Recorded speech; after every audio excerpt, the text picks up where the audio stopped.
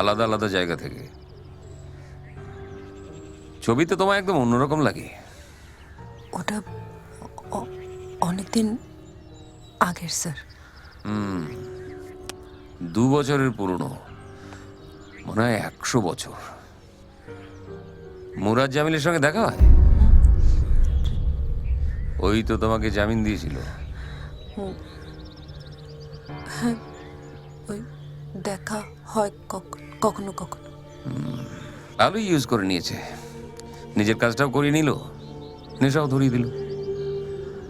তারপর এখানে ওখানে সেখানে কত জায়গায় পাঠালো। তোমার হাজব্যান্ড জানে এসব?